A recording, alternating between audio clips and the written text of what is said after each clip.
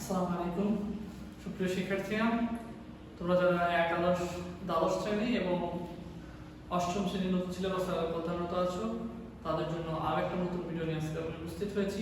বিশেষ করে অষ্টম শ্রেণীর জন্য ভিডিওটি খুবই গুরুত্বপূর্ণ। তোমাদের বাইনারি সংখ্যার যোগ বিয়োগের পাশাপাশি বাইনারি সংখ্যার গুণ ও ভাগ এই অংশটা রয়েছে। তো আজকে খুব সহজে কি করে আমরা এই গুণ ও ভাগ কাজটি সম্পূর্ণ করতে পারি দেখানোর চেষ্টা করব।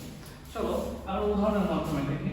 সাপোজ তোমাকে মনে করো বললো 1011101 এই সংখ্যাটাকে একটা আরেকটা বাইনারি সংখ্যা দ্বারা গুণ করতে হবে। সাপোজ মনে করো এরকম আছে 1011। এই যে গুণটা আমাদের সামনে আছে, এই গুণটা যদি আমরা করতে চাই তাহলে ছোট্ট একটা বিষয় মাথায় রাখলে হবে। আমরা জানি যে বাইনারি সংখ্যায় শুধুমাত্র 0 আর 1 রয়েছে। তো এই 0 আর 1 এর 0 দ্বারা যদি কোনো কিছুকে গুণ করা হয় সব মানে 0 হয়ে যাবে।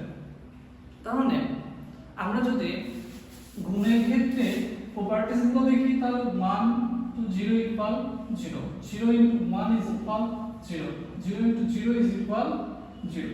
Just 1 into 1 is equal 1. এই একটা বিষয় আমাদের মাথায় রাখতে হবে যে যদি 5টা 10টা একটা সূত্রে গুণ আকারে থাকে তাহলে ফলাফল কি হবে? 1 হবে। 5টা 1 এর সাথে যদি একটা 0 গুণ আকারে থাকে ফলাফলটা কি হবে? 0। যদি এই কথাটা তোমাদের মাথায় থাকে তাহলে এই গুণটাকে আমরা খুব সহজেই করতে পারি। 1 এর সাথে 1 গুণ করলে 1, তো 1 1 1, 1 সাথে 0 0, 1 1 1, 1 1 1, 1 0 0, 1 1 1। তারপর এক ঘর বাদ দিয়ে যদি আবার বন্ধন করি 1 1 1, 1 0 0, 1 1 1, 1 1 1, 1 0 0, 1 1 1। দেখো আমরা আবার যদি 0 দ্বারা গুণ করি তাহলে 0 দ্বারা গুণ করা মানে সবই 0। তার মানে সবগুলো কি হবে? 0 হবে।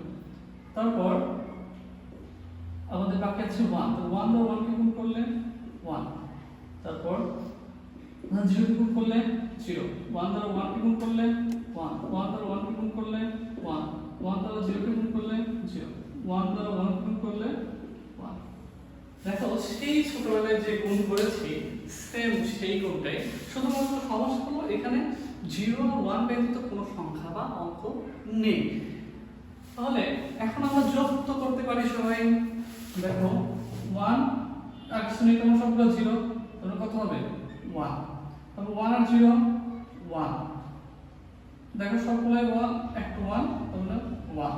দেখো তিনটা 1 থাকলে আমরা একটা প্রপার্টিজ দেখেছিলাম যখন আমার যোগের যে ভিডিওটা আছে ওই ভিডিওটা দেখলে তোমরা বুঝতে পারবা।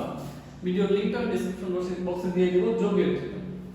দেখো তিনটা করলে 1 হাতে আমার 1, তাহলে এটা হলো সাম, এটা হলো ক্যারি। দেখো তাহলে এখানে বসবে সাম ক্যারিটা, এটার সাথে যোগ হয়ে গেলে দেখো 0 হাতে আমার 1, তাহলে আবার 3টা 1 মানে 1 হাতে আমার 1, 3টা 1 মানে 1 হাতে আমার 1, তাহলে 1 0 1 আর 1। তাহলে এটাই আমাদের কি কাঙ্ক্ষিত গুণন। গুণনের কাজটা খুবই সহজ, কারণ আমাদের জাস্ট 1 আর 0 গুণ করতে হয়, 1